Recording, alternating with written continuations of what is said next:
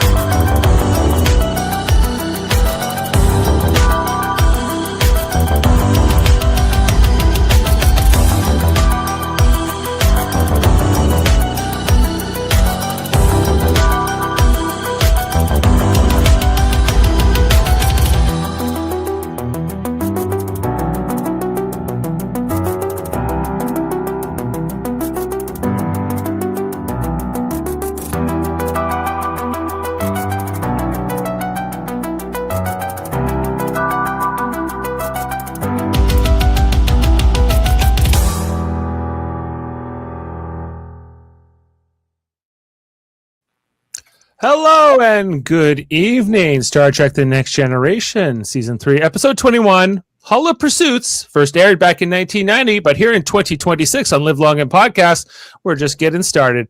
Whether you're joining us live on YouTube, Twitch, Facebook, or catching your audio version wherever you get your podcasts, our mission to rewatch every episode of TNG continues. One holodeck fantasy, one awkward staff meeting, and one deeply anxious lieutenant, junior grade, at a time. And now this is your captain speaking, someone who grew up being such a big nerd and outcast. I think Barclay was the first time I ever truly saw myself represented on screen. I'm your host, Dave Mader, and we got a great panel here to break it all down. Coming in first, it's Captain America himself, fresh off of those 2 Olympic gold medals in women's and men's ice hockey. He's been playing Freebird all week, but those curlers from the USA couldn't quite hack it. From Washington, D.C. to the Enterprise D, he's ready to break down the senior staff's coaching strategy with the same intensity he brings to the rink. It's Chris Shaggy Vasilas. Partying like it's 1980, even though I wasn't even born yet. Right, nor was I, but the miracle on ice, a dual miracle, if you will, except the curling ice didn't quite happen for you there, but, hockey. Not quite. Before we go, because I've been ranting a little bit here, congratulations to the Americans. However, it was a very hard loss. Well, I'll segue to your intro, Adam. Yesterday, we watched Team Canada lose the men's ice hockey final together, yes, and we haven't recovered. But tonight, he's tracking power dynamics, diagnostics, Barclay versus his superiors, fantasy versus reality, and Starfleet's expectations versus the limits of human confidence. It's Adam Woodward. Yes, thanks, Dave. I've never seen a bar go from here to there. Oh, I know. We were all like, look, okay, they're doing well, they're doing everything right, and then boom, over, and that was it. But that's sports. That's how it goes sometimes. Go that way a lot, right? Recently, it's not been great for Canadian sports fans in recent years, or months for that matter. Of course, he's studying the shadows behind the humor, the psychological strain, the coping mechanisms, and the uncomfortable truth that sometimes the holodeck reveals more than it hides. It's Justin Velociraptor. Hey, how's it going, everybody? How's it going, Captain? Great. Except for the USA winning hockey, that sucked. Yeah. And now you brought up the Blue Jays with that hat. Yeah, now you're bringing up the Blue Jays. All these old wounds are opening up. I know what we need. We need someone who's got the empathy, perhaps. Coming in here next, she's watching Barclay's vulnerability, the crew's impatience, and all the quiet moments where a little compassion could have changed everything. Stylish, sharp, and turned into the emotional core. Here she is, our goddess of empathy, Heather Narduzzi. I am the goddess of empathy. Cast off your inhibitions and embrace love, truth, joy, and Olympics. Yes, Olympic sports. All that. Welcome, Heather and everyone. We had a 5-panel tonight. I invited more than I intended, but it's a great crew here to talk about the 69th episode overall of Next Generation that came out Yeah, 69. Originally aired on April 30th, 1990. Written by Sally Caves and directed by Cliff Bowl. And in this episode, the highly insecure Lieutenant Reginald Barclay, played by Dwight Schultz, uses the holodeck to cope with his anxiety and feelings of inadequacy while the senior officers debate how to address his performance issues and their own biases. This one, I had a great time watching this today. I don't know how about all of you. Heather, you want to start us off here? What do you think of this episode?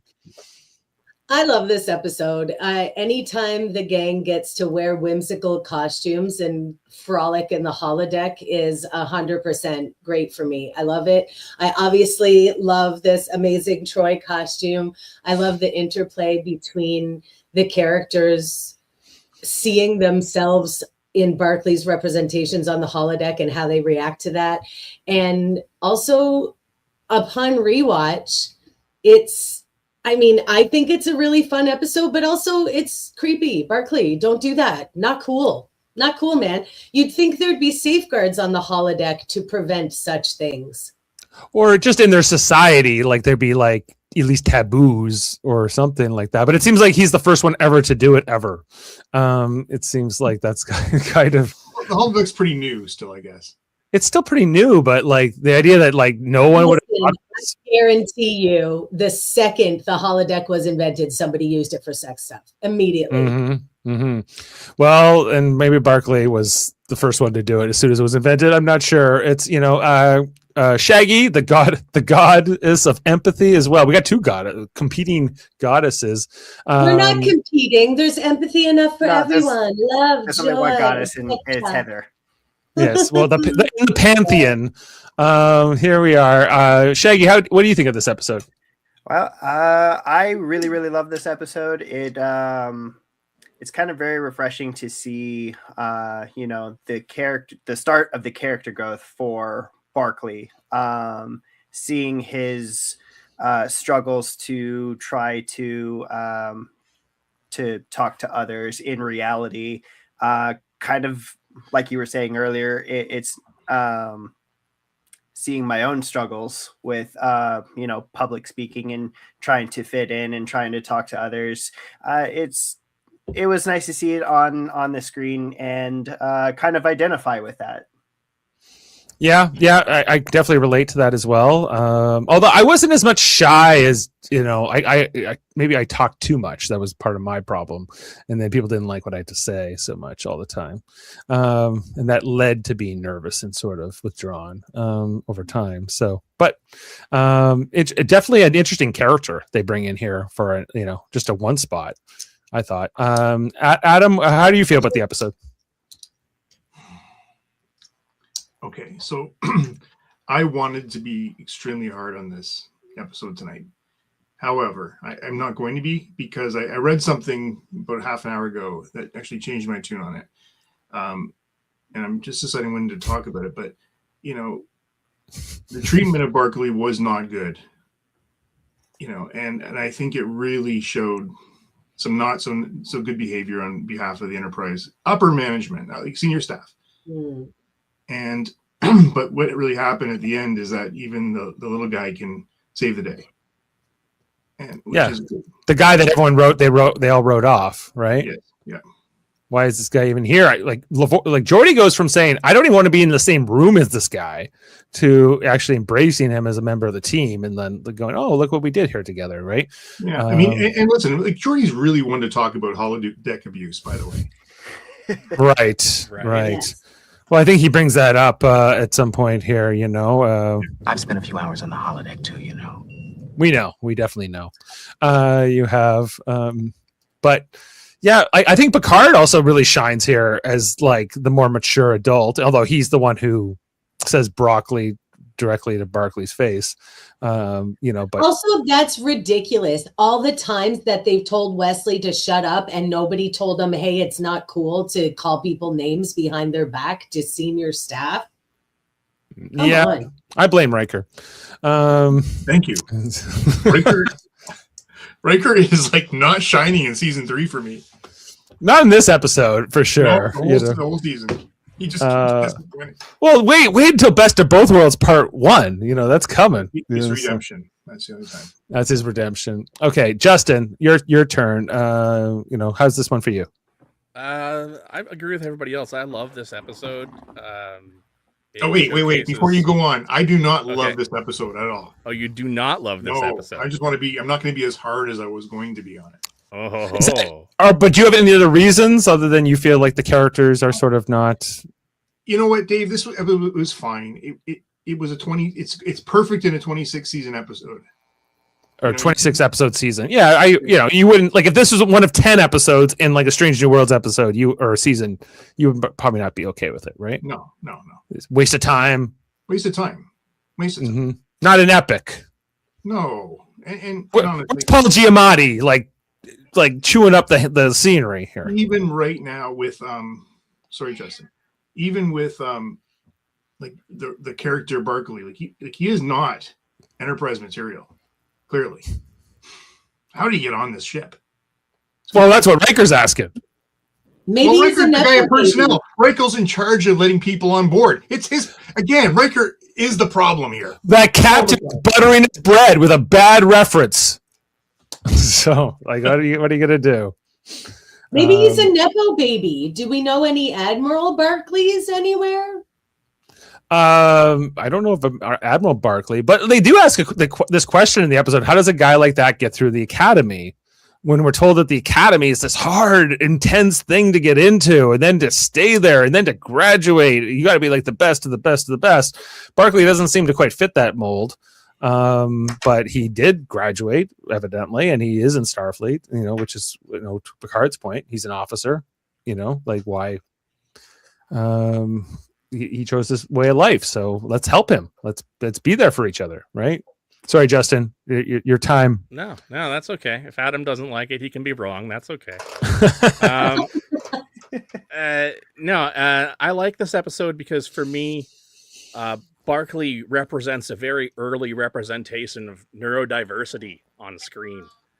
If you look at his character and the awkward things that he does, and that he really seems, if not having as bad of ADHD as me, possibly also on the spectrum.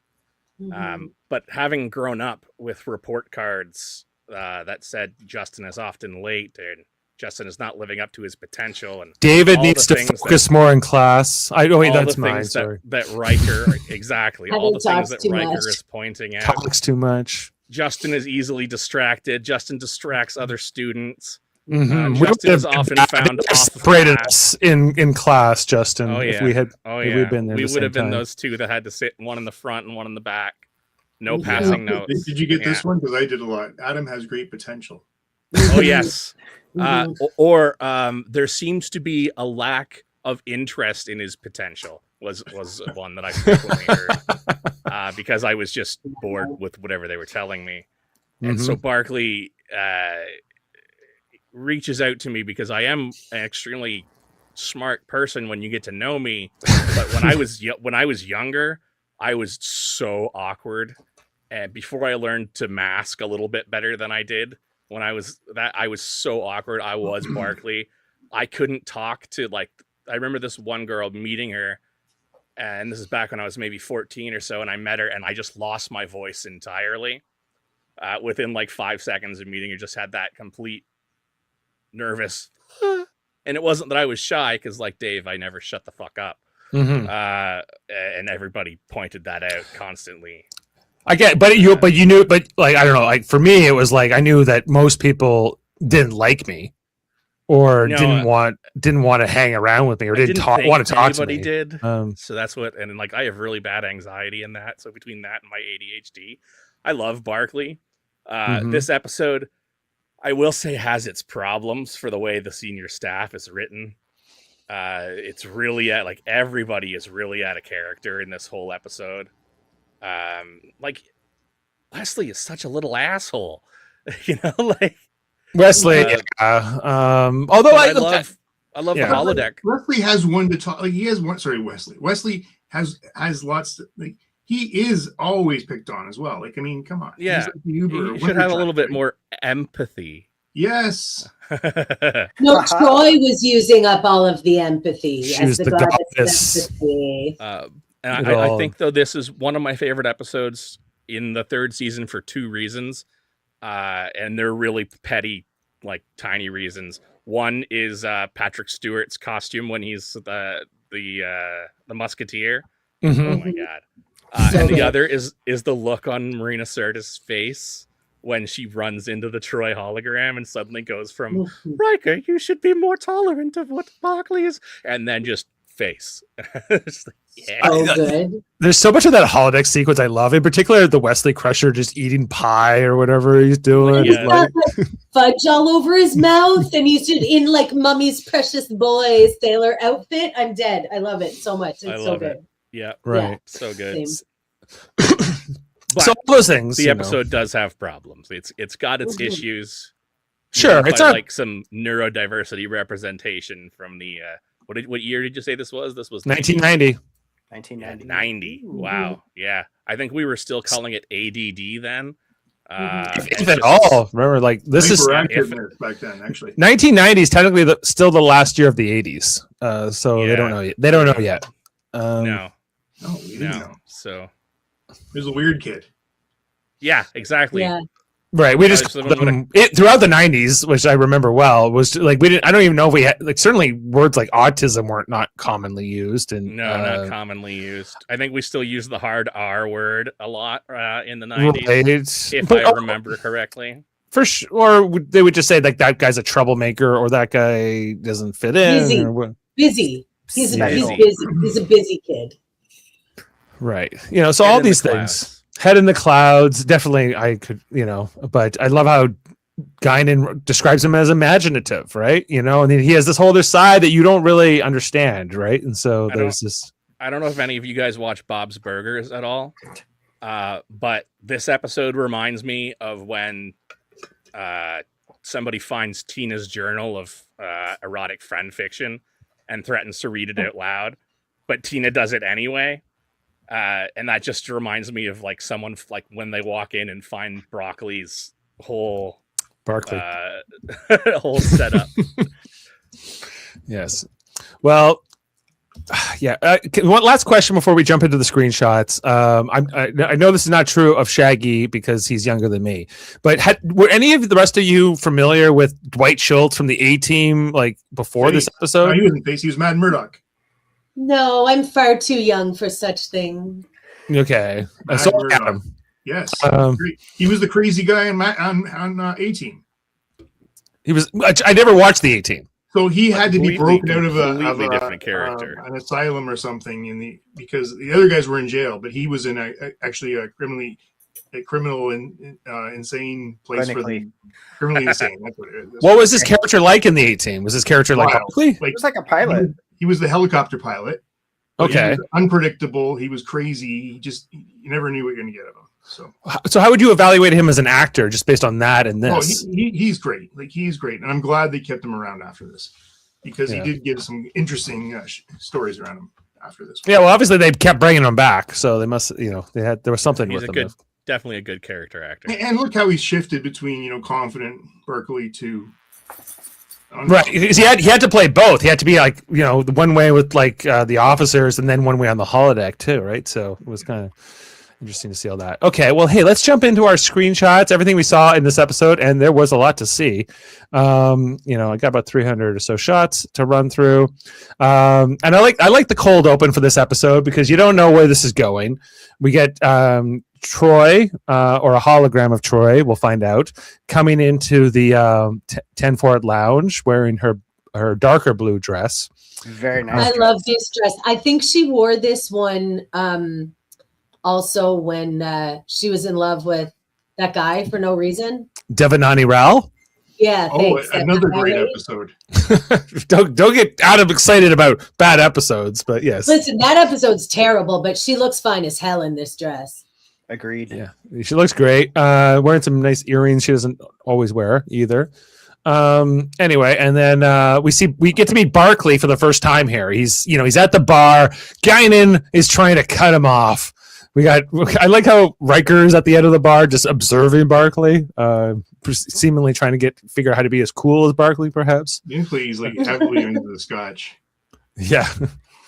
I want any trouble here, Guinan tells Barclay. Well, you better watch out because that's what he's all about. And you take this bottle from me. I drink it straight from here. Then Geordi comes in, hologram Geordi, and yells at Barclay for needs to be on his shift. And he says, well, what if I'm just busy here drinking scotch? And then he shoves Geordi to the ground, throws him across the room. So then Riker says, well, I can't stand for this. I have to get involved. So he comes over and says, this is insubordination, mister. You can't be doing that. I know I pulled that one. This is insubordination. This is oh, is it? Troy looks on, and Barclay knows just the thing to impress Troy. She looks great there. She's so beautiful. Oh, gorgeous. Yeah. Wow. Yeah. And Barclay's like, yeah, watch this. Anyway, he takes a big belt of scotch, and then he puts Riker into some kind of headlock or something. I don't know what's going on here. He's like, if Picard's got a problem, you tell him to come find me. It's the Barclay maneuver. It's the Barclay maneuver, yes. He's beating up this guy even taller than him. Of course, Riker has to run away, emasculated from this whole encounter with Mr. Barclay, as does Geordi. And then, Troy is like, wow, that was amazing. You're so confident. I can feel it coming off of you with my empathic powers. But just then he gets a call from the real Geordi, the non-hologram version, and can you go back one screenshot, Dave? I love the way they shot this, like how she's leaning forward and the shape of her hip and just like her profile and his, like it's very like cinematic the way they frame that. I love it. So it gives it shows that it's a fantasy too, Oh yeah, especially the way she plays it, because Geordi and Guinan and Riker, they're all kind of basically, pretty much themselves, like more or less. But then you're observing Troy, and like this, Troy's acting kind of weird. And she's just overacting enough. In this scene. Like, I think I love the way that like her in particular did this whole character switch, like of their personalities for this scene. I thought Geordi and Riker were okay, but her, and like especially like you said, framing this scene and like that, or she's just a little bit exaggerated in her movement, just a little bit exaggerated in the pose, and the way the lighting is just hitting off of her hip and the side of his face, and yeah, it's perfect. What does Geordi mean? My mic levels have too much levels. Your mic's still really hot. I'm on auto. Well, they sorting that out. It also looks like a Harlequin. That shot looks like a Harlequin novel, cover. You can just imagine it like in a saloon or something, in like a Western saloon. I've already folded to her whims. Yes, a bodice ripper. The broccoli of my love. Oh my! Am I still too loud? That's better. That is better. Yeah. You told me it was better before, but all right. Yeah, well, I wasn't on then. Yeah, that's true. You weren't here. So, okay. So then, once we get this call, Barclay kind of snaps out of his fantasy here, and we see him end the program. The holodeck fades away, and we hear now. If Chris Worldmind Murphy is listening, yes, this is a green screen he's looking at, obviously here. But like this, I actually looked for it because I remembered that discussion, and I was like, "That's definitely a green screen." But the door looks real. This part, like the floor and this door, this is real. Like this is built. You can see the bad cut of the carpet, like along the edge where we lost Dave. Wow. Okay. When he comes back up, you can see the I think it's a carpet or a tile that they badly cut on the left side by the door. Sorry, guys. Just drop me out for no reason. Hey, Dave, can you bring that back up?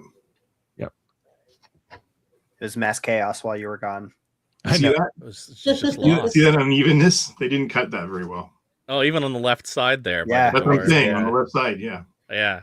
Wow. What's wrong? The holodeck carpet is not cut very well against the Oh, wall. you're right. It's that's not a green screen. That's carpet. practical. The other shot is not practical. No. Yeah. Anyway, so then we go to the cargo bay where Riker and Geordi are here. Brian's also present, and a couple other engineers. They're beaming over these medical canisters because they got to take them to some planet, but they're mostly discussing Barclay in this scene where they're saying, I don't know how a guy like this gets through the academy. He's always late. His work is bad. He's unfocused. All these things that we were talking about that were on our report cards when we were young. We're coming out here, and we see a seal on one gets broken. This will start the process of contaminating these engineers with this substance that's ultimately going to nearly kill them when it gets into some of their more advanced components later on in the episode. But that's what's all being set up here. So they say, okay, dispose of that. This is what will melt the glass and things like that coming up. Then Barclay comes in. He hopes he can avoid being noticed by Commander LaForge, but by hiding behind these barrels and this cargo, but he is spotted. Doesn't that look like, I always find how they pile stuff in these rooms very awkward. Yeah, like for the amount of stuff that goes flying around the bridge, like you got to believe that this is going flying around the cargo bay there. Oh yeah, for sure. Well, maybe it has anti-grav units. I'm not sure. But Geordi's playing tough guy boss. Is it a problem for you to report to duty on time? I'm sorry, sir. I was busy, on the holodeck, and Geordi. No, he lied. I had a communication thing or something. Oh, I know. Yeah, he lied about it, but I had an urgent thing. I don't want to hear it. He doesn't want to hear it. Get to work. Do your diagnostics. This idea of a diagnostic engineer, a role they've never needed before this episode, but becomes incredibly important in this episode. Someone who can, figure out why something's broken or why it's not working. But Riker says, I don't know what flim flam operation you were at before, Barclay, but this is the Enterprise, and I'm tired of seeing your name and report, so you better figure it out or you're out of here. And that is Riker's pissed off, angry. Shape up or ship out, mister. Yes. Hey Sam, how's it going? Hey, and Sam. yes, Sam Wednesday, mentions that we are excited. This episode talks about video game addiction, which I didn't consider as something from the holodeck addiction. Well, I guess side like of things. fantasy of addiction or any kind of sort of escapism. But escapism, Sam, I guess is the better way of thinking. Back of it, in too. 1990, video game addiction wasn't quite. That wasn't really a thing. A hot button. It was about 10 years, 10 years after that when you started hearing about people with video game addiction, and then World of Warcraft came out. There was all this moral panic around video games when they first came out. Oh yeah, the violence in video games. I remember when Mortal Kombat. I remember when that came out and all the big around that. Mm-hmm. That's what I said to Sam in the chat just now. There was some worry about video game addiction, but not like there is today. Games are much more immersive now. No one was getting addicted to Pong back in the day, Oh, I got addicted to Mega Man. Let me tell you. And don't forget that whole documentary about those Pac-Man guys. I love that. The King of Kong. If you haven't seen that, go and watch it right now. It's terrific. Not right now, after the podcast. Yeah, stay and watch us, and then go watch it after. Anyway, so we got through the teaser of the episode. We got our title card after Hollow Pursuits, where we see Barclay trying to fix this anti-grav unit. This is the big special effect for the episode where they're gonna make this thing float off the ground. They spent all their money on guest casting. They had to get Cole Meany's back here as a bride. I can't remember the last time he was here. He was in season 2 a lot, but he hasn't been in season 3 quite as much. He was actually in last week as well. Just a brief shot. Yeah, just like for a second, right? Yeah. So maybe he was probably filming some movie, probably like Under Siege or something at the time, or Die Hard 2. Or Die Hard 2, yeah. Die Hard in them all.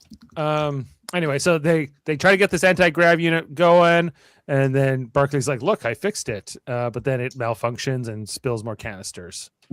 And dun, dun, dun. And Barclay doesn't understand. He did everything by the book, but it's still not working. And all LaForge can do is glare at him with disapproval and disgust. This was literally my work day today, working on a technical issue that I should have been able to fix, and damn it, I couldn't figure out what the problem was. Yeah. Yeah. So get back at it, Barclay. Fix it. Go fix it. Jordy says you clearly didn't do it right. So we see him pulling out more isolinear chits that apparently are hot and are burning his hand. There's some interesting. Didn't know isolinear chips got warm. No, me either. But it's a nice little piece of physical acting, I think. Anyway, so he gets back to work. Then there's the scene afterwards in Picard's ready room where it's Geordi and Riker explaining to Captain Picard, Barclay, he's a bad officer. He's got, and Picard's like, I'm not used to seeing one of my people not be great. All my officers, my entire crew are the best of the best. How did we get this guy? Do you think they really were suckered into taking him on board? I think that I buy the story. I find that pretty funny, to be honest. He's like, well, I remember the captain so-and-so telling me that this guy's great. And he's like, well, I wonder if he was buttering the bread. There's also the whole thing here where they refer to him as Broccoli for the first time. Broccoli makes me nervous, Captain. He makes everybody nervous. Broccoli. Young Mr. Crusher started that. I guess it's caught on. Let's just get that uncaught, shall we? Yeah, I like that. How about we not be doing that? Picard has to be like the adult to kind of tell them. Also, Broccoli, what a scathing indictment of the man. Like, yeah, well, come on. True. And even Riker's like, well, you're right. I guess that's probably not okay to be doing. Yeah. Not becoming a first officer. Let's tell the first officer of the flagship of the Federation ship that he can't call somebody a bad or just. It's not even a bad name. You're right. It's just stupid. Riker is just. I don't even know how to describe it. I'm just so disappointed in this guy who I used to like so much, and I don't like him anymore. He'll come back. He's going to save Earth from the Borg. So it's gonna be all right. You'll get over this. Yeah. Anyway, so Riker's like, I don't know how this guy got through the academy. But Picard also has some great things here. I've examined Barclay's psychological profile. He has a history of seclusive tendencies. He was noted at the academy more than once. And yet he chose this way of life. He has made the same commitment to Starfleet that we all have. It's easy to transfer a problem to someone else. Too easy. Yes. Right. Right. So here again, Riker is the personnel officer. He's the guy who lets people on and off the ship.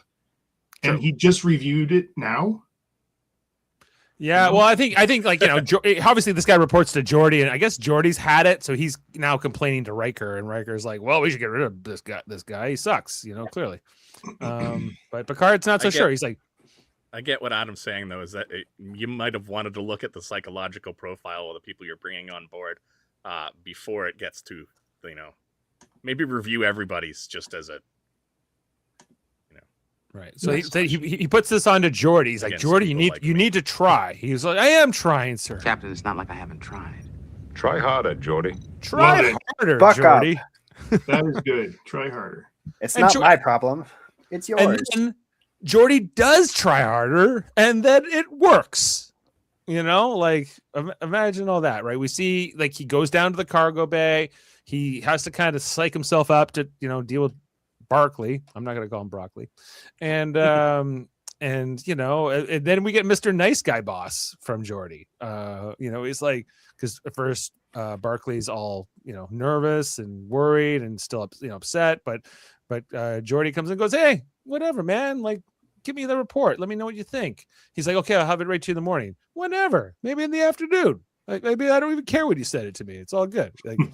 He goes a little too far, but he's trying to take Captain Picard's advice and direction to heart. And then he invites Barclay to the engineering senior staff meeting at 0800. He's like, the briefing, me? Oh, what would I even say? He's like, I don't know, come and talk to us, So that's also going to bother him. But be on time, for the briefing is what Barclay has been charged with. Let me see that when you get on there. But, Geordi's going to try this new approach. And I guess the moral of this story partly is if you're nice to people, you can often get better results, crazy management theory. But whoa. It's, but people are, managers are humans, and like, we get frustrated and impatient and whatever else, and that, is part of it too. So we get the engineering staff meeting. Now, I noticed in the last meeting, like, so many of these engineers were wearing like the old style uniform, like the season 1-2 uniform, but they spent some money here making sure they all had, like actual new uniforms here. Well, first of all, Russell didn't come back this week. Where's Russell? Russell was the guy in last week's episode. He was in the engineering. He was working on the panel and Jordy kept referencing Russell. I thought it was funny. But this week we got Duffy, and you two are going to be fixing the injectors. And then Barclay is late for this meeting, even though he was told this is kind of his opportunity. Jordy lets it go. And then they're all talking about the different things. There's one part in Wesley's here because of his school project or something. And we're here to teach him the difference between warp drive and impulse. Ha ha ha. Let's get this kid going on here. This guy gets assigned to something else. Then he asks Barclay to kind of address the meeting, to talk about his report and his findings and speak in front of others, but he gets very nervous. And then Wesley contradicts him and says, well, that wouldn't be something. And he goes, I know, you dumb kid, but I'm trying to, come out here. It just occurred to me in the 2 episodes where they've shown engineering staff, the last 2 episodes, there's been no women around the table.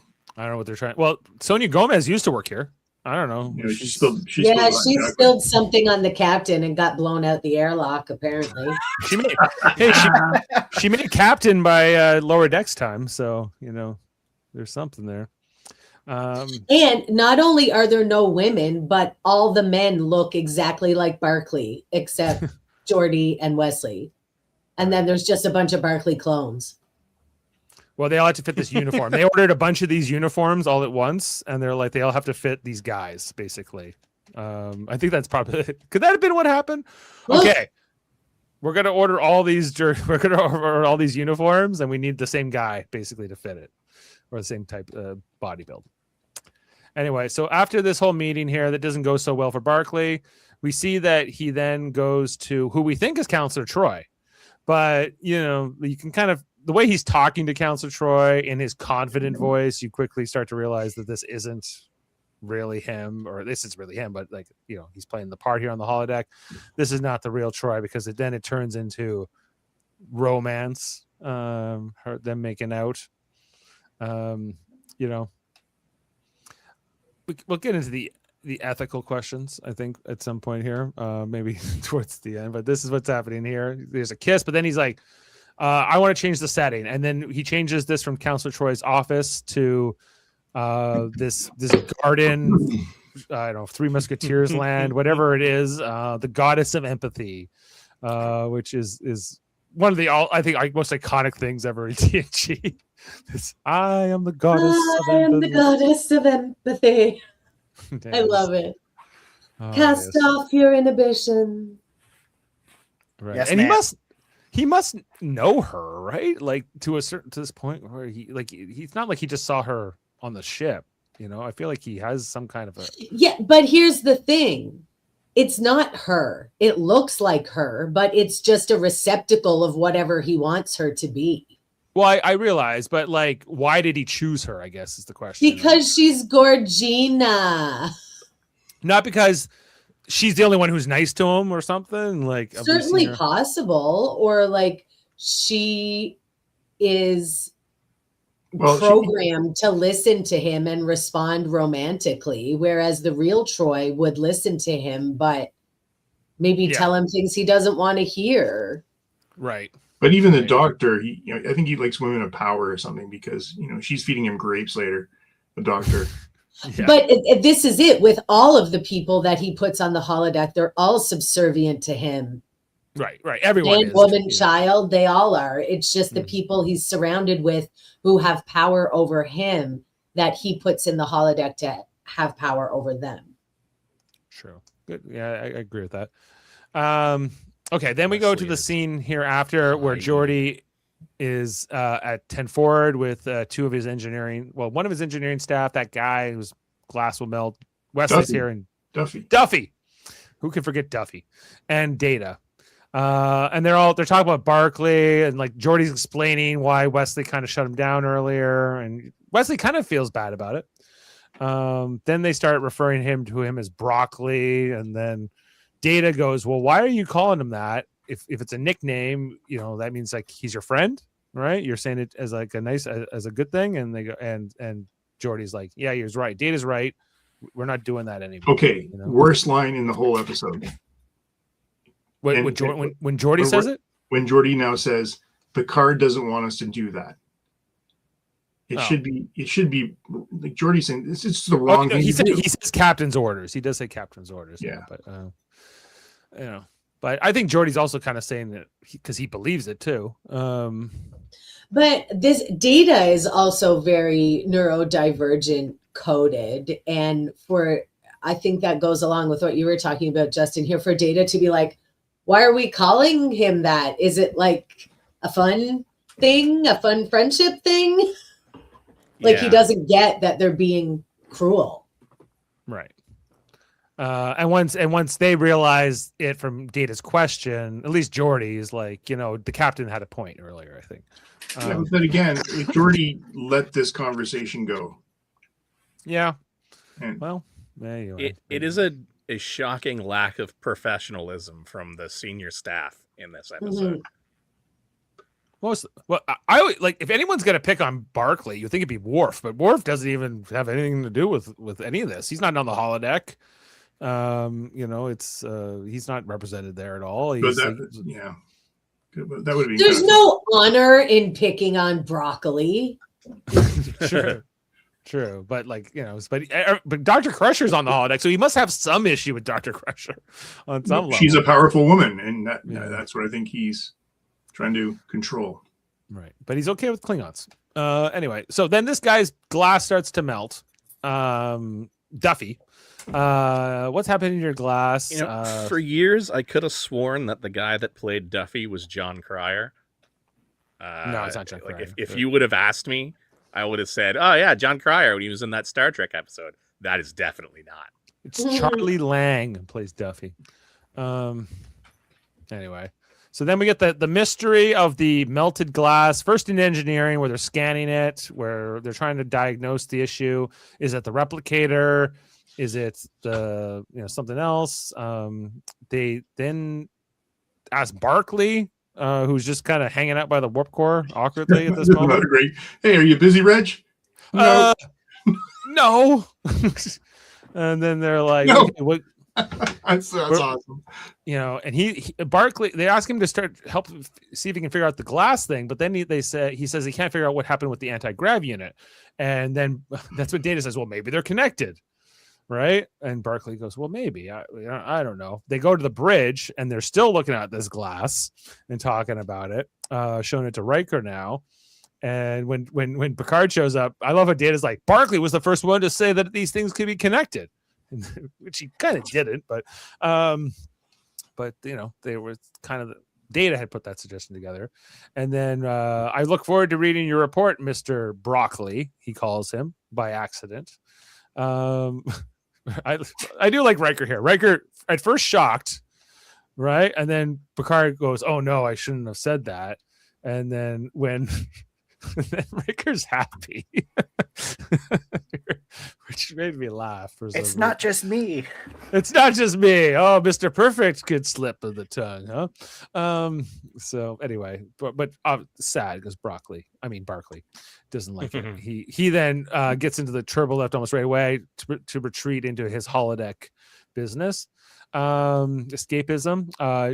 And then Data's like, well, that slip of the tongue, that can happen in the best of times. And I don't even know if he says shut up, Data. He just looks at Data, right? And then Data's like, and never mind. And then he goes back to work. I'm going to work on this. Yeah. Anyway. So yeah, Picard. We get the scene here with Guinan, with Geordi talking about Barclay in 10 forward. She says she knows him. He comes in and orders warm milk. that he's very quiet and everything else. But I think love this outfit. This color looks amazing on her. She looks luminous, and I love the texture that they used for it. It's really, really nice. Yes, and the double collar there, and the kind of ruching in the front. It's beautiful, beautiful costume. Yeah, she doesn't wear bright colors that often, like sometimes orange and stuff, but this it's usually more like jewel tones. I think this is the bright, well, I mean, we see her in red too, but I think this is like the lightest, brightest color we see her in. And I love this scene. She's very much like letting Geordie have it without, beating him over the head with it. Yeah. Right. Yes. Like, get there on his own, where she's like, well, she's like, if I thought nobody liked me, thought I was no good or didn't, I'd be nervous and making mistakes all the time too. Right. She tells this story about her uncle, this family member that no one else, really liked. What do I got here? Mm-hmm. Reminds me of Turkham, my mother's brother. Sort of the family misfit. Everybody told me to stay away from him. Bad influence. Did you? Are you kidding?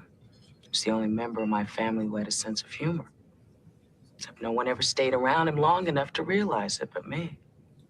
My mother tells me I remind her of him, and I probably do. The idea of fitting in just repels me. The idea of fitting in repels me, she says. An interesting concept, right? She's more, when there was an uncle that everyone said stay away, she was drawn to it, to him. And that shaped. That guy has a way of putting things. Right. Words of wisdom. And Geordie's like, you know what? Maybe, I've been coming at this completely wrong. I got to think of this differently. So then he decides, okay, I'm going to go find Reg, his new friend Reg. So he goes to the holodeck and he just goes in. Okay. Do you find this kind of weird? A little. Yes. You can just go in the holodeck when somebody else is in there and using it. Not cool. What if I'm in a hot tub? What if you're doing something you really don't want people to see? What if you're in a mud bath? Like in a hot tub son? with Waxana Troy. Yeah. In a mud bath. Waxana Troy. Yes. I think they probably have a general directive on the Enterprise that when Waxana's on board, you do not enter any of them. I think there at least would be like a do not disturb sign or something. Standing orders. Sock on the door.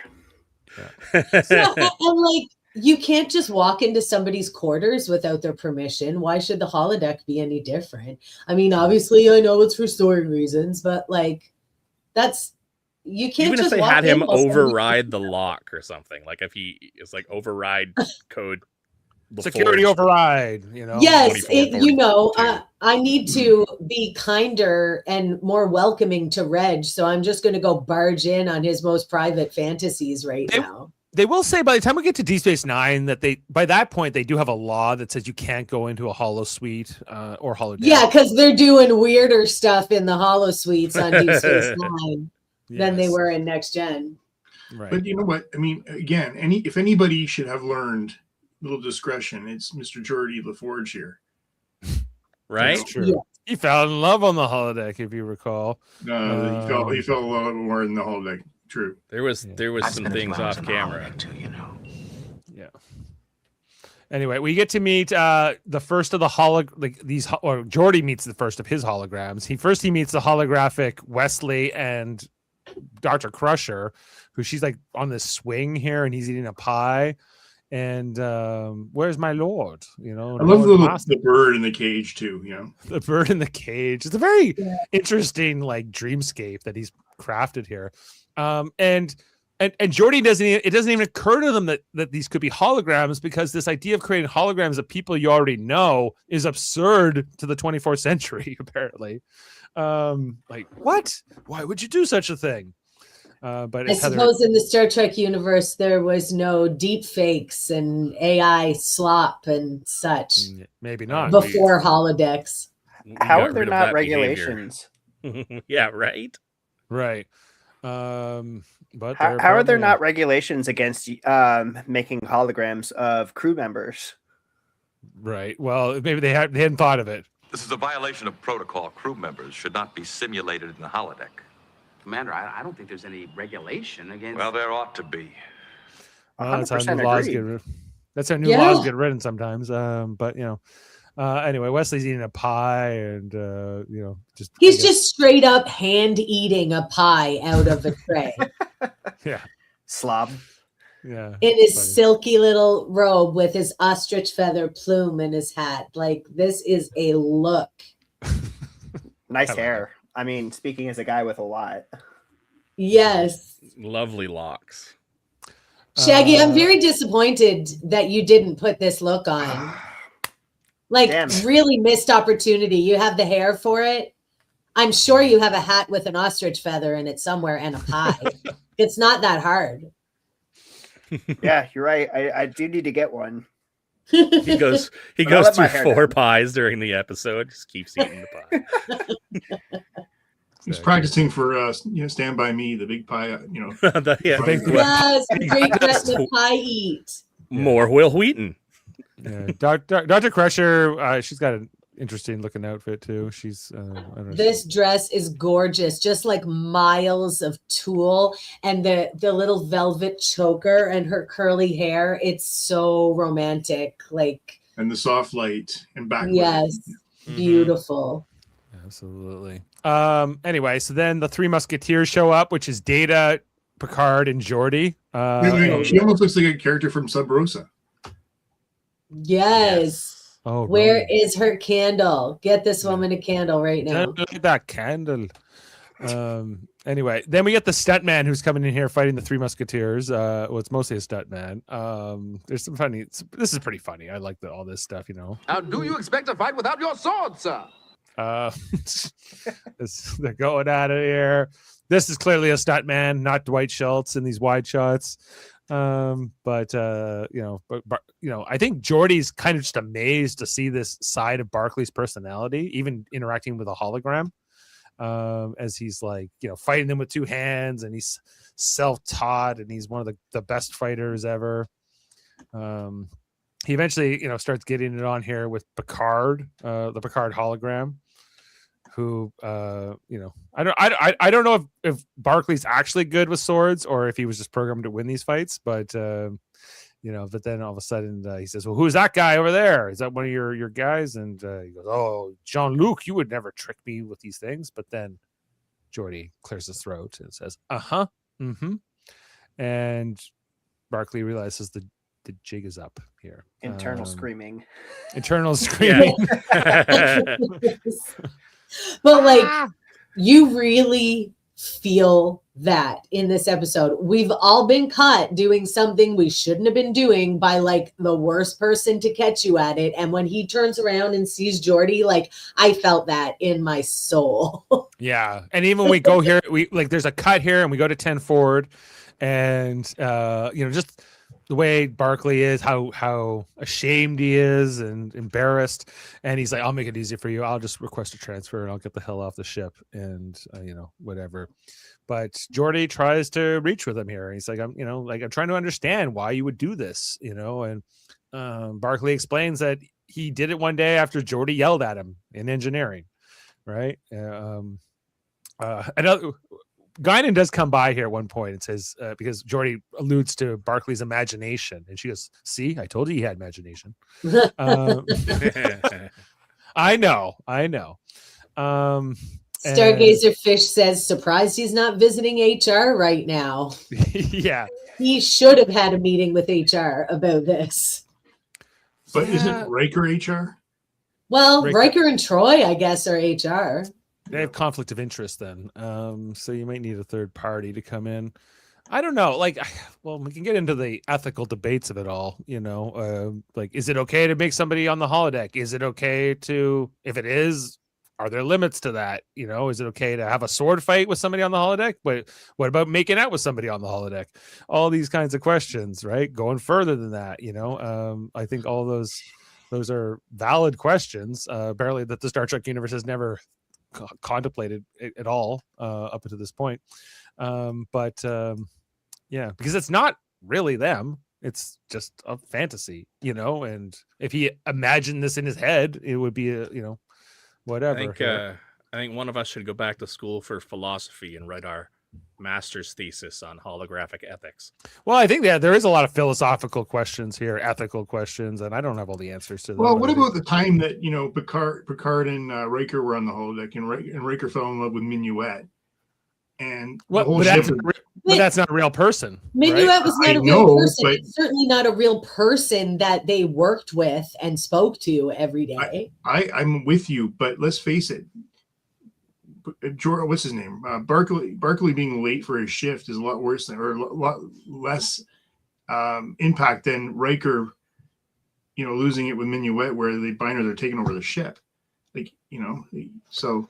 Well, I guess what you're asking, like, what is it to even get involved in the holodeck at all? I guess the other question here was Geordi. As we know, Geordi was the one who created Leah Brahms on the holodeck, and then got pretty, intimate in a sense with her, emotionally at least. Before we find out later that she is none too happy about that, and she's not happy about that, right? Because that's rightfully her. So. Yeah. And because that was like a recreation of her personality as well, so it's kind of, but it's kind of less egregious that these people, well, at least in the fantasy scene, that they just look like the people. It's slightly more egregious when he was committing workplace violence on Geordi and Riker. Right. Well, and how, I guess we get this idea that this is all somewhat, maybe just not nefarious, but what if he was in there, he had the holographic Geordi and he was like, I don't know, electrocuting him or something, or doing something really sadistic, how many lights are there, LaForge? How many lights are there? Whatever. Right. How quickly would you lose the audience, as well? Well, I mean, is it worse to torture somebody, or is it worse to make them kiss you and entertain you and all of those? Because that's absolutely non-consensual. I would pose the question that it's all doesn't matter because it's all a hologram. It's all not real. You really want to fuck your head up. Let's bring in Moriarty to this argument. What agency should we be giving to holograms? Well, yeah, we know that some holograms have a lot, like if there's the Doctor or whoever, right, or Moriarty. Some of these holograms do have more agency, more sentience, if you will, more personhood. But I don't know if that's true. And Dave, you're saying, it doesn't matter because it's not real. I can Photoshop a picture of you doing a lot of unsavory things. That's not real. I don't have a whole folder of those, Heather. I don't know what you're talking about. What happens? It's you're going to get arrested. You can call it creepy, but that's a difference between creepy and straight up wrong. Yeah, but you wouldn't feel Dave wouldn't feel good about that, no, but should there be a recourse? Should there be a rule against it? I would be upset if somebody deep faked me wearing, let's say, I don't know, a Team America hockey jersey. That would make me upset. What if Shaggy drew a political cartoon of somebody and they didn't like it? Right. Well, that's just it. And caricature and satire and I think we could go on for hours. But I know. I think it's a grander philosophical thing. I understand why people don't like it. I just don't know if it's. I don't think that caricature and satire are on the same playing field as taking somebody that looks, sounds, and for all intents and purposes is me and making her do whatever you want. But it's not. But you're not present. That's so nothing's happening to you.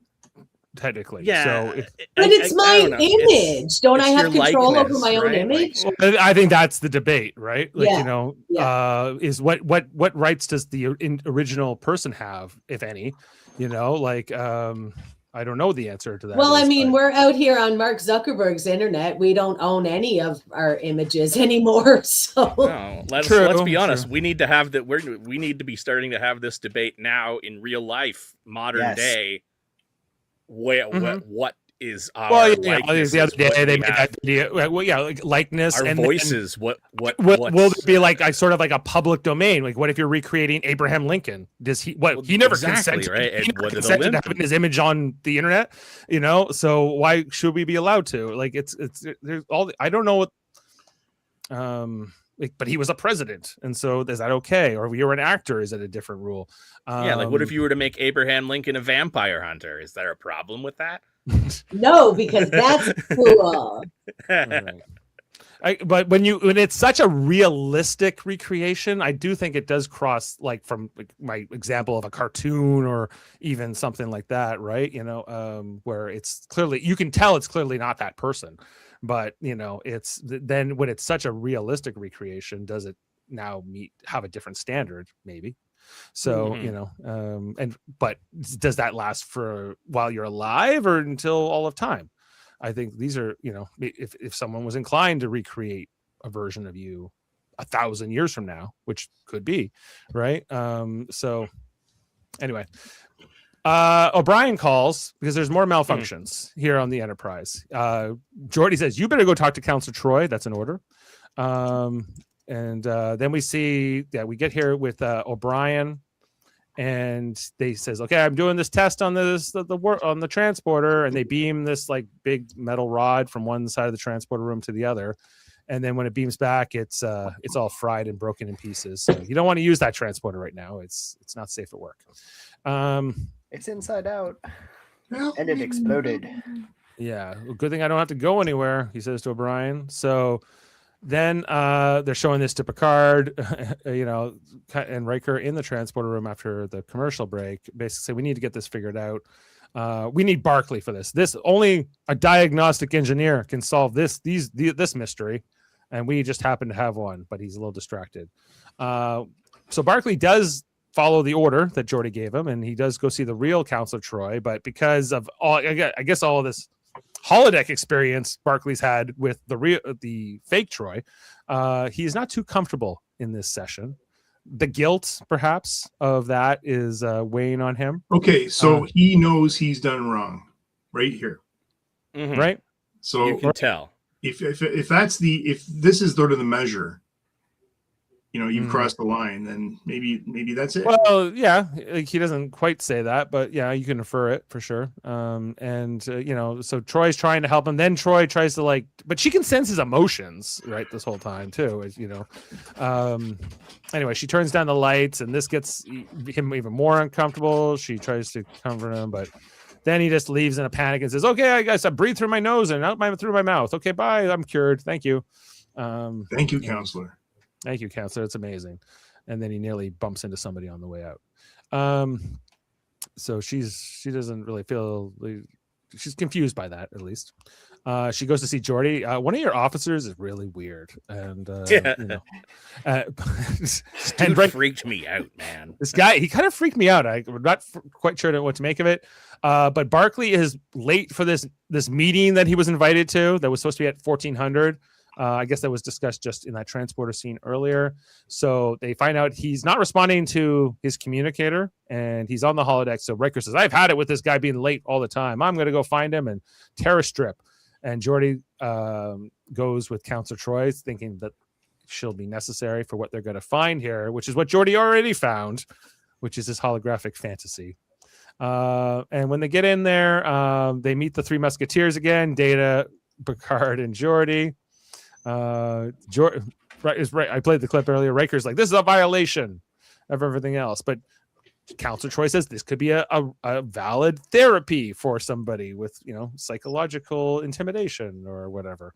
They're coming at them with the swords. "How do you expect to fight without your sword, sir?" But they're not too impressed by Riker and not willing to fight in a sword fight.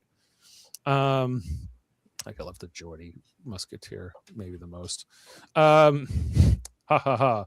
Well, we've got an opponent for you. Let's get him out here. Picard looks really good, with the hair and right. Appropriate adversary for him. Number one. Am I late? Did I miss the fight? On guard! You, sir. You have a familiar bearing. Is it possible our swords have crossed somewhere before? I don't know. I always thought that was funny. I love it. I think it's so fun to see Riker goofy like that. And if you'll notice, Frakes is speaking in a higher register than his normal voice for this character. Right. I wasn't His sure. eyes are so wide the whole time, too. Yeah. Hey, what's going on? Is he in like a higher vocal modulator, or is he just doing that? No, he's just pitching his own voice up, I think. Okay, yeah. Like It's speaking funny. in his head voice. And he's just like the biggest imbecile, and he's short and everything else. Riker's not too impressed, but Counselor Troy finds it funny. At least. Well, you are tall. That could be intimidating to people. So she allows him to discontinue the Riker hologram. Then the Three Musketeers are not so impressed with him. She's like, well, this could be It's a healthy outlet. It's a healthy outlet. There's nothing wrong with a healthy fantasy life as long as you don't let it take over. You're taking it so seriously. It's not without its element of humor. But then she meets this right here. her limit here. The shocked look here, and the where's my goddess? And there's Riker's slightly amused face again. Mm-hmm. I am the goddess of empathy. I am the goddess. And Cast off your inhibitions. Cast off your inhibitions. And now Riker is like full on smirking. He loves it. First officer's log. This is the greatest thing I've ever seen. Exactly. I need to use this program. Remember? Yeah. Quite a healthy fantasy life, wouldn't you say? Yeah. Anyway, Troy's not. Meanwhile, the Enterprise is breaking. They have this warp shift. They start like accelerating from like warp 6.5 to 7, I think. Yeah, and Picard's like, where's my entire senior staff? Are they all floating around on the holodeck? Oh, they're down in the holodeck. They are. Holodeck activities can wait until later. Yeah, get off the holodeck and go fix things. And while you're at it, find that Barclay, and get him on diagnosing things. Okay, Dixon. Dixon Hill. Get him on there. So she's not too happy with this hologram. Muzzle it. Yeah. She's Greek. She can hold a grudge. Yeah, exactly. She then finds Barclay here sleeping with the holographic crusher, like sort of saying, "Shh, don't wake Master Barclay." And anyway, I guess they woke him up because then again he has the second internal screaming moment here now with Troy and Riker. Now look at his shoulders are all like down and his head's forward. Oh my god, it's so embarrassing. And he's clenching his hands, and it's just all kinds of things. So then, it's like sad Charlie Brown walk home. Do do do do do do do. And then like Geordi's like, come on, man! Like you had a chance to talk to the real Counselor Troy, and you went in there. Why are you doing that? Right? I get the holodeck can be like immersive and seductive, but he's like, the real Counselor Troy won't make out with me. She will not. Not yet. Not your inhibitions and your clothes. Geordi's like, I fell in love in there once. I've had my trust me, I'm not like squeaky clean on my holodeck record either. But it's a whole thing, and so I think Geordi feels a bit there. But Geordi says when he talks to other people, he can't. Barclay rather. Anyway, they go to the engineer and they're trying to figure out the problem, but it's not a computer error; it's a physical one. That the injectors of the antimatter are stuck open. They're getting faster and faster. The ship is going to accelerate itself into breaking up apart, and they only have a few minutes before they're going to be sort of dead. So that's a problem, and they need to get fixing that. So they Geordi calls together his engineering team, and he says, no bad ideas here, we're gonna have a great brainstorm. Let's hear it. And Wesley doesn't have the answer, and Duffy doesn't have the answer, but who does is Barclay. Says, well, maybe it's us, maybe it's like the people who are spreading these problems around, like the replicator, the transporter, and I guess the engines. Now they won't what are they going to do? So they only have so much time left, and the ship is getting faster and faster. And the rest of the guys, Duffy doesn't understand what Barclay means, but Barclay says, well, maybe we're touching something or bringing it around. Maybe the engineering staff is the source of this all. And a couple substances, we find out that there's all these substances that they don't scan for all the time. They're eventually able to narrow down like a list of 5,000 into a list of 5 within a couple, a little bit of reductive reasoning. And then of the 5, they eventually narrow that down to 2. And that they say, well, these other 2 substances that it could be like they weren't even used when we invented a lot of our new systems, so they might be having unforeseen effects. Space travel is dangerous, I guess. What are you gonna do? So they go down. They go down there to the medical canisters from earlier with their nice shiny, I guess, Michael Jackson gloves. Michael Jackson gloves. And they're opening this up and they're trying to scan for it while the ship is again speeding up to near oblivion. And then they eventually, I think with the second purple scan, they're able to find, oh yeah, there is this stuff in here, and that's what's mucking up the gears. So that's what we have to fix up. So anyway, let's get there. We got to make it really cold or something in the engine, and some gas, and anyway, and yada yada in this part, because they eventually they save the ship, they save the day, and they're not going to die, so that's great. And take the ship out of warp. It's all thanks to me and Lieutenant Barclay here. We got it all figured out. Jordy says. Riker, I don't have the shot of it. Riker was like, whatever. That guy made a little hologram of me. I don't like it. Then we see Barclay comes to the bridge, and Dr. Crusher's here now, and he comes and he stands in front of the entire senior staff and says like this goodbye message. And at first we think he's maybe saying he's going to leave the Enterprise, but he's actually saying goodbye to his holographic friends and sometimes lovers. With Troy. But he says the real Counselor Troy told him that this is a necessary thing here. So, they say, well, you're always welcome here, Barclay. We love you in holodeck land. And so he ends the program and deletes the programs, but then he changes his mind. He's like, keep this one. We don't know which one he keeps. Is it? We know. I like to think it's the one at the very start of the episode. Yeah. Worldwide says the sexual harassment training. Well, yeah, I guess so. I don't know if he harasses anyone. Anyway, and then that's the screenshots for the episode. Yeah. Adam, I bet there's things I don't know about this. There might be. Yeah. So Dave, actually, I put a picture into the chat if you could bring that up. Yeah, sure. Sexy fun facts with Adam. Fun facts with Adam. Facts with Adam. In our Facebook chat? Yeah, the next gen. Okay, one sec. But you have the floor, sir. Okay, so Dave's finding that Holly's Wesley appearance is based on a famous painting by a guy named Thomas Gainsborough called The Blue Boy. His costume was copied in detail, and references to the painter in the painting can be found in the script.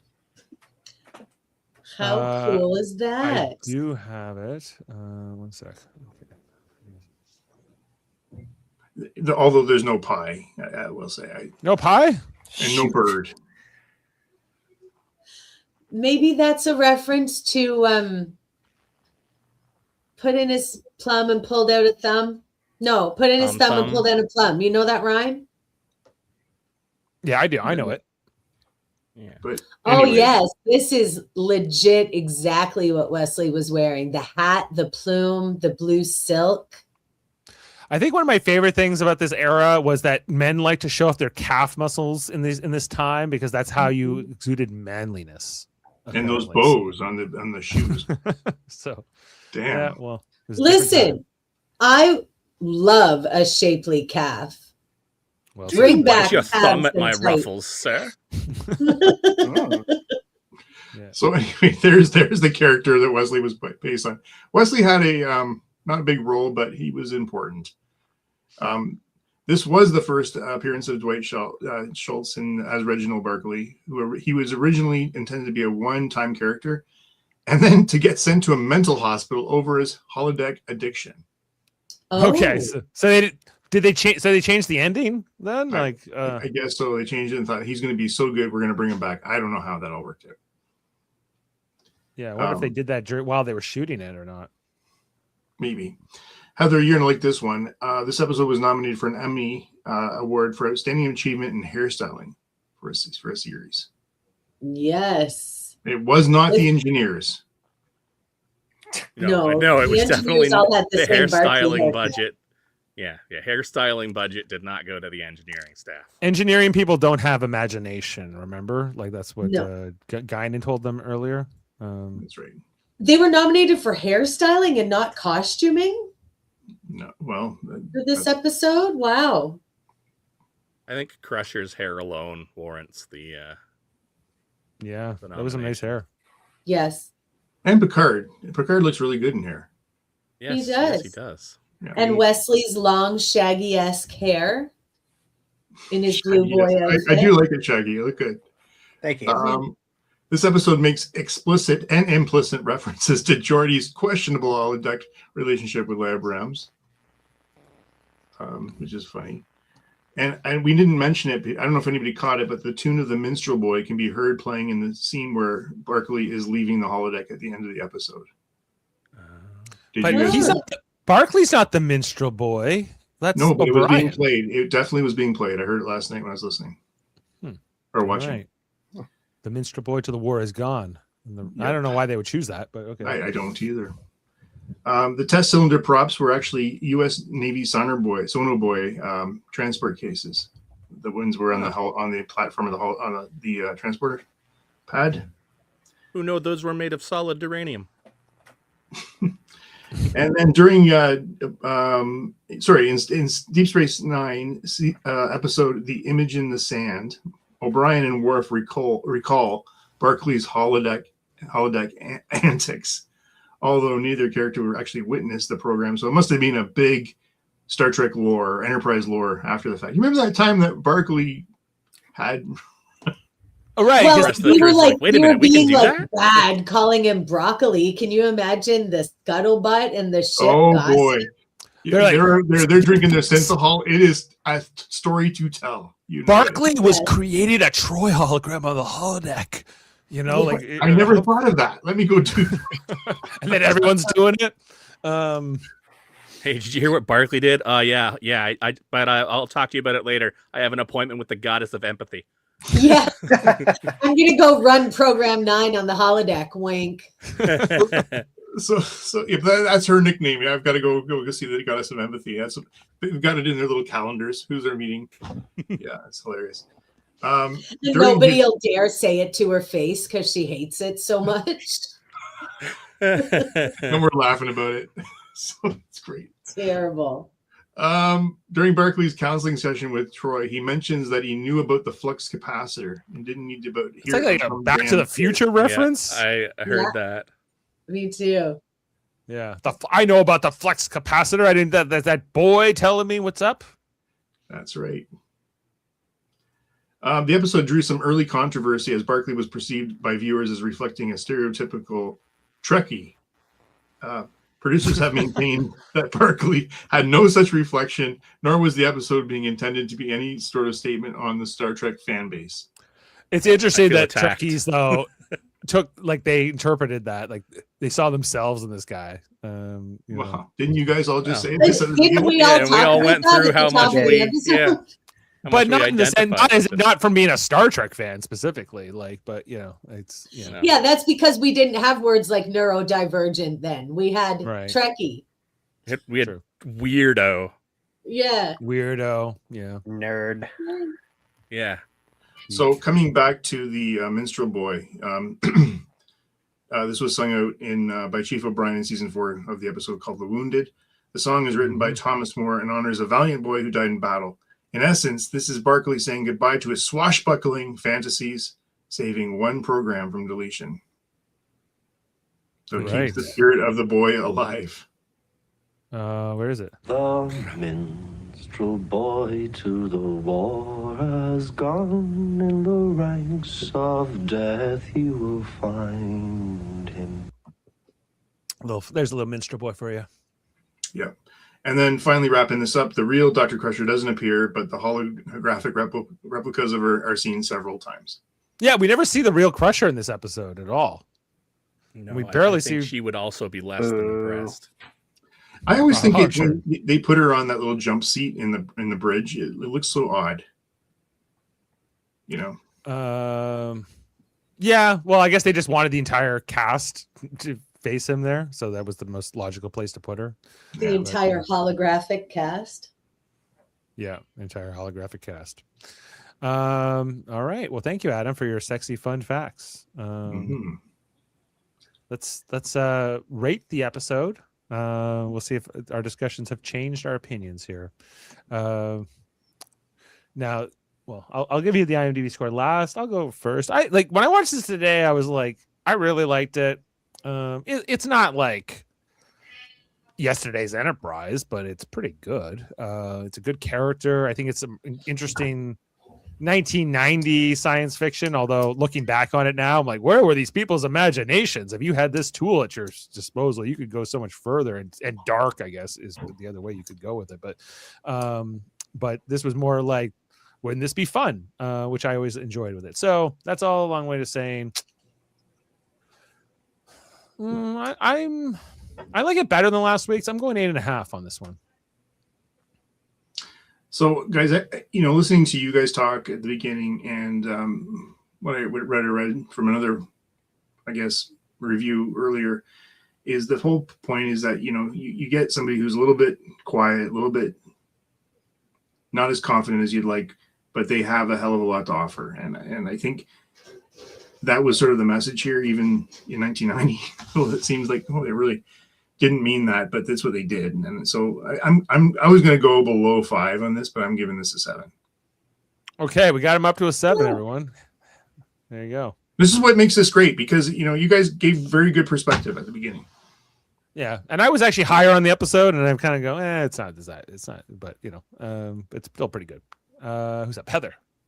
That has really been my experience doing this rewatch with all of you. There are definitely episodes that I've felt, was a skipper in the past, or that I wasn't that keen on, and reviewing it with all of you has given me different perspectives and interest. But this one I liked anyway, so I'm going to give it a 7.5. 7.5. Justin? I'm going to give it an 8 even. I liked it. It's not my favorite episode of the season. I think it's a solid episode.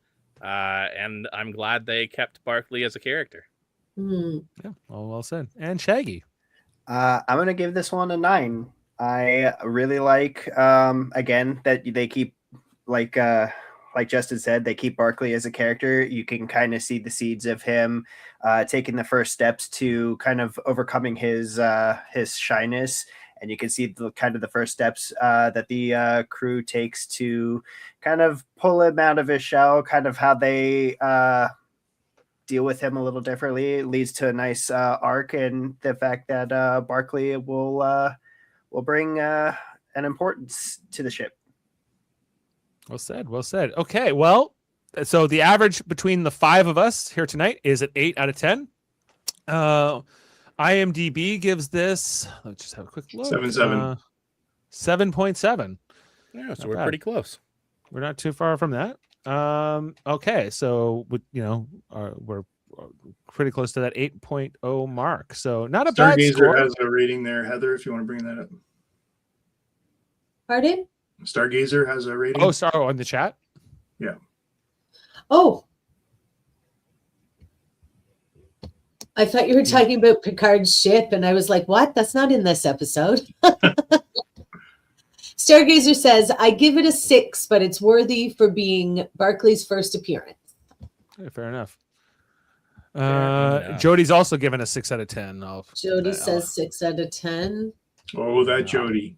Oh, well, he gave, I gotta look at what he gave last week. But anyway, so that is our score. Those are our scores. So yeah, 8 out of 10 for that episode. Now looking ahead to the next episode, what do we got here? One of the best. One the of the most best. toys.